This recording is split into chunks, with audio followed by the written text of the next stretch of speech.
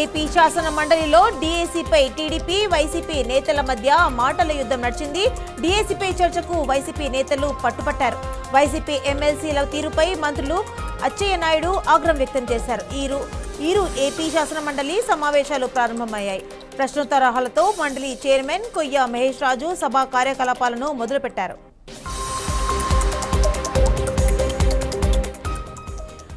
హైదరాబాద్లో మరో ప్రతిష్టాత్మక వైద్య సంస్థ అందుబాటులోకి రానుంది.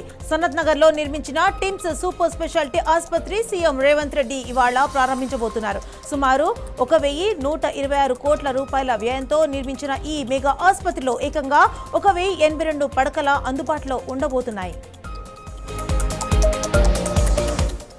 భోగాపురం అల్లూరి సీతారామరాజు అంతర్జాతీయ విమానాశ్రయంలో నేటి నుంచి విమాన సర్వీసులు ప్రారంభంతో మరో కీలక ఘట్టం ఆవిష్కరించబోతుంది. తొలి వాణిజ్య విమాన సేవలను కేంద్ర పౌర విమానశాఖ మంత్రి కింజరాపు రామ్మోహన్ నాయుడు జెండా ఊపి లాంఛనంగా ప్రారంభించారు. ఆంధ్రప్రదేశ్ రాష్ట్ర వ్యాప్తంగా జూనియర్ డాక్టర్ల చేపట్టిన సమ్మె నేటితో 7వ రోజుకు చేరుకుంది. స్టైఫండ్తో పాటు 3 ప్రధాన సమస్యల పరిష్కారం కోసం సుమారు 9,000 మంది జూనియర్ డాక్టర్లు ఆందోళన బాట పట్టారు. తమ డిమాండ్లపై ప్రభుత్వం వెంటనే స్పందించి పరిష్కారం చూపాలని జూనియర్ డాక్టర్లు డిమాండ్ చేస్తున్నారు. కాంగ్రెస్ ప్రభుత్వం ఇచ్చిన హామీలను అమలు చేయడంలో పూర్తిగా విఫలమైందని బీఆర్ఎస్ నేత ఆర్ఎస్ ప్రవీణ్ కుమార్ విమర్శించారు. జైల్లో ఉండవలసిన వాళ్లు సెక్రటరియట్లోని 6 అంతస్తుల్లో కూర్చొనున్నారని మండిపడ్డారు. అలాంటప్పుడు ప్రజలకు ఎలా న్యాయం జరుగుతుందని ప్రశ్నించారు. సంగారెడ్డి జిల్లా తెల్లాపూర్లో అభివృద్ధి పనుల శంకుస్థాపన కార్యక్రమం ఉద్రిక్తతను దారితీసింది. ప్రభుత్వ స్థలంలో 48 కోట్ల రూపాయలతో నిధులతో క్యూఆర్ అర్బన్ స్కూల్ నిర్మాణానికి ఎమ్మెల్యే గూడెం మహిపాల్ రెడ్డి శంకుస్థాపన చేశారు. ఇదే సమయంలో అదే స్థలంలో ఉన్న తెల్లాపూర్ కాంగ్రెస్ నేతలు సీఎం రేవంత్ రెడ్డి చిత్రపటానికి పాలాభిషేకం చేశారు. నంద్యాల జిల్లా అళ్లగడ్డలో వైఎస్ రాజశేఖర్ రెడ్డి విగ్రహానికి అవమానం జరిగింది. పట్టణంలోని 4 రోడ్ల కూడలిలో ఉన్న వైఎస్ఆర్ విగ్రహానికి గత రాత్రి గుర్తు తెలియని వ్యక్తులు నల్ల రంగు పూసినట్లు స్థానికులు ఆరోపించారు. ఈ ఘటనపై వైసీపీ నేతలు తీవ్ర ఆగ్రహం వ్యక్తం చేశారు. తిరుపతి జిల్లా శ్రీకాళహస్తిలో అప్పుడే పుట్టిన మగ శిశువును గుర్తు తెలియని వ్యక్తులు వదిలి వెళ్లిపోయారు. మహిళా డిగ్రీ కళాశాల సమీపంలో శిశువును గుర్తించిన స్థానికులు వెంటనే హాస్పిటల్ వార్డును సమాచారం అందించారు. సమాచారం అందుకున్న 2 టౌన్ సిఐ నాగరాజు సంఘటనా స్థలానికి చేరుకుని శిశువును శ్రీకాళహస్తి ఏరియా ఆసుపత్రికి తరలించారు.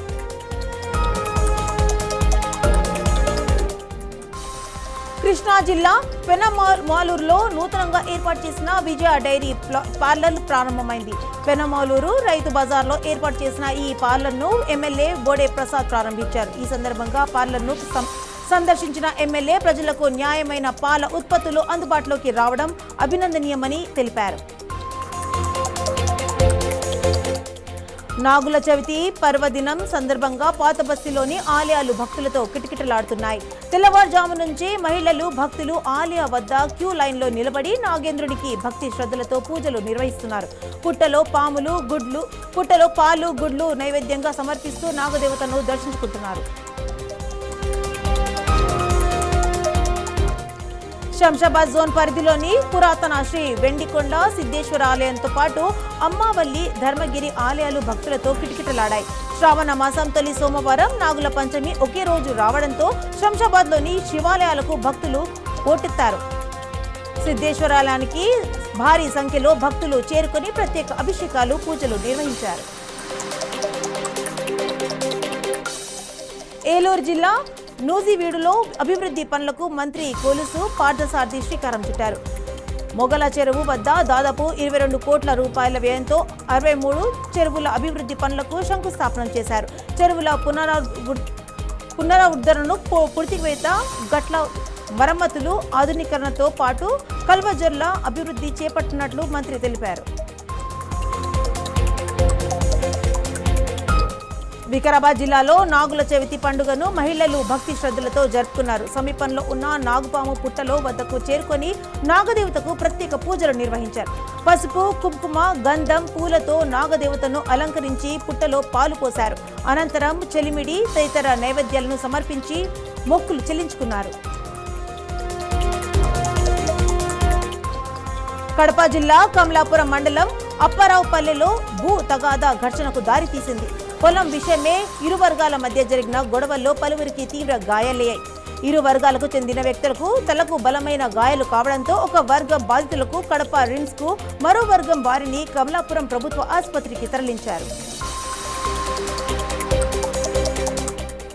టీడీపీ ఎమ్మెల్యే చింతామణిని ప్రభాకర్ పై ప్రముఖ న్యాయవాది ఇడుపుగంటి శ్రీనివాసరావు విమర్శలు చేశారు.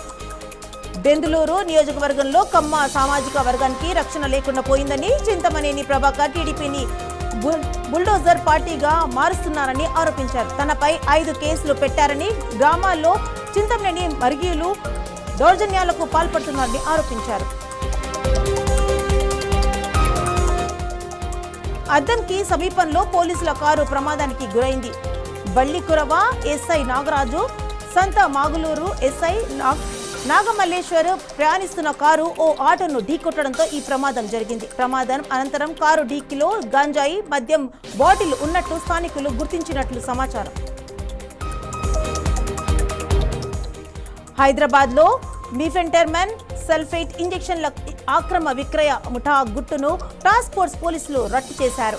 విశ్వసనీయ సమాచారంతో ఫలక్నామా పరిధిలో దాడులు నిర్వహించిన రాజేంద్రనగర్ జోన్ టాస్క్ ఫోర్స్ పోలీసులు అక్రమంగా ఇంజెక్షన్లు విక్రయిస్తున్న 3 అరెస్టు చేశారు. రంగారెడ్డి జిల్లా చేవేళ్లలో వరుస ద్విచక్ర వాహనాల చోరులకు పోలీసులు చెక్ పెట్టారు.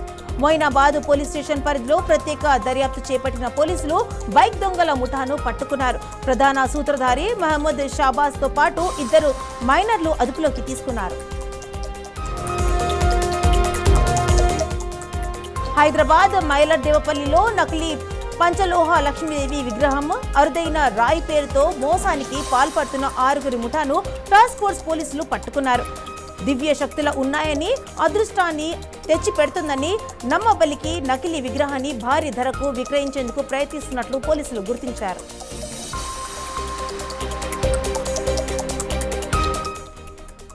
హైదరాబాద్ ఇఫ్ను యూనివర్సిటీ విద్యార్థి సంఘాల మధ్య జరిగిన ఘర్షణపై పోలీసులు చట్ట ప్రకారమే చర్యలు తీసుకున్నారని ఓయూ ఏసీపీ జగన్ స్పష్టం చేశారు. ఓయూ పోలీస్ స్టేషన్లో నిర్వహించిన విలేకరుల సమావేశంలో ఘటనకు సంబంధించిన వివరాలను వెల్లడించారు. రాజన్న సిరిసిల్ల జిల్లా ఇల్లంతకుంటలో రైతుల ఆందోళన బాటపట్టారు. మిడ్ మానేరు జలాశయం కూడి కాలువ ద్వారా కెనాల్కు సాగునీటిని విడుదల చేయాలని డిమాండ్ చేస్తూ వంద పడుపుల బ్రిడ్జిపై బైఠాయించిన ధర్నా చేశారు. తమ పంట పొలాలకు వెంటనే సాగునీరు అందించాలని రైతులు కోరుతున్నారు. Hyderabad is Sadan police station పరిధిలో పోలీసులు చబుత్రా మిషన్ నిర్వహించారు. ఈ తనిఖీలో ఎలాంటి కారణం లేకుండా రాత్రి వేళ బయట తిరుగుతున్న 15 మందిని పోలీసులు అదుపులోకి తీసుకున్నారు. వీరికి తల్లిదండ్రుల సమక్షంలో కౌన్సిలింగ్ ఇస్తున్నట్లు పోలీసులు తెలిపారు. సంగారెడ్డి జిల్లా తెల్లాపూర్ మున్సిపల్ పరిధిలోని BHEL నుంచి తెల్లాపూర్ వెళ్లే రైల్వే అండర్ పాస్ వద్ద భారీగా ట్రాఫిక్ జామ్ ఏర్పడింది. ఉదయం వేళ పాఠశాలకు వెళ్లే విద్యార్థులు, వీధులకు బయలుదేరిన ఉద్యోగులు ట్రాఫిక్ లో చిక్కుకుపోయి తీవ్ర ఇబ్బందులకు గురయ్యారు. వాహనాలు భారీగా నిలిచిపోవడంతో రాకపోకలకు అంతరాయం ఏర్పడింది.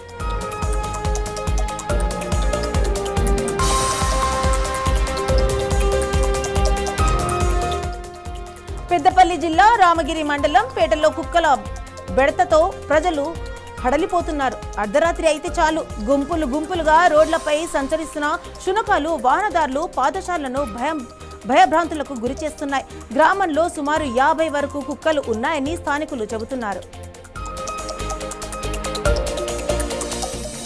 వరంగల్ జిల్లా రాయపర్తి మండల కేంద్రంలో పిచ్చి కుక్క స్వైరర్ నిర్వహణం చేసింది.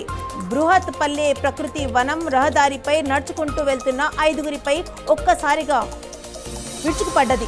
దీంతో గాయమైన అతను గ్రామంలోకి వీధి కుక్కల బెడతపై రోజురోజుకు పెరుగుతున్న పంచాయతీ పాలకవర్గం అధికారులు పట్టించుకోవడం లేదని స్థానికులు ఆగ్రహం వ్యక్తం చేస్తున్నారు.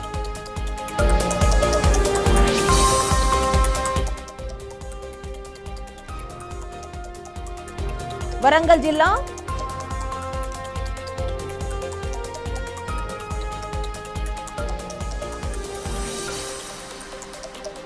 జిల్లా నర్సాపేటలో MFC రెస్టారెంట్ పై దుండగులు దాడికి పాల్పడ్డారు. పట్టణంలోని రెస్టారెంట్లోకి 6 వ్యక్తులు వచ్చి ఫర్నిచర్తో పాటు క్యాష్ కౌంటర్పై ఉన్న కంప్యూటర్ను ధ్వంసం చేసినట్లు సమాచారం. ఆర్డర్ చేసిన బిర్యానీ ఆలస్యంగా అందించడంతో వివాదం తలెత్తినట్లు స్థానికులు ఆరోపించారు. హైదరాబాద్ రాజేంద్రనగర్లో శారదా స్కూల్ ముందు రోడ్డు ప్రమాదం జరిగింది. ఉదయం తండ్రి తన కుమారుడితో కలిసి స్కూటీపై షటిల్ ఆడేందుకు వెళ్తుండగా అతివేగంగా దూసుకొచ్చిన కారు స్కూటీని ఢీకొట్టింది. ఈ ప్రమాదంలో తండ్రికి తీవ్ర గాయాలయ్యాయి. సమాచారం అందుకున్న పోలీసులు కేసు నమోదు చేసుకుని దర్యాప్తు చేపట్టారు.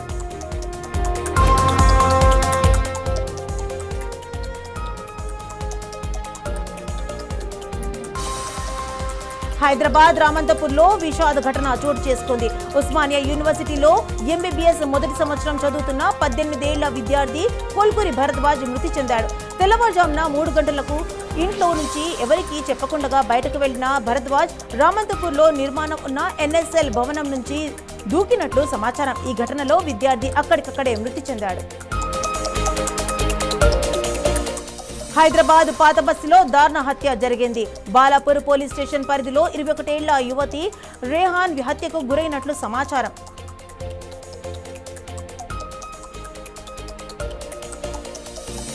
మృతదేహాన్ని స్వాధీనం చేసుకున్న పోలీసులు పోస్టుమార్టం కోసం ఆసుపత్రికి తరలించారు.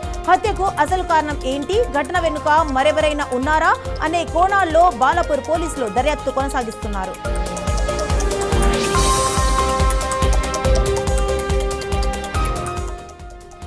నాగర్ కర్నూలు జిల్లా అమ్రాబాద్ డివిజన్లో విషాద ఘటన చోటు చేసుకుంది. మన్నానూరు శ్రీశైలం హైవేపై జరిగిన రోడ్డు ప్రమాదంలో చిరుత కూన మృతి చెందింది. సమాచారం అందుకున్న అటవీ అధికారులు ఘటనా స్థలానికి చేరుకుని చిరుత కూన మృతదేహాన్ని స్వాధీనం చేసుకున్నారు.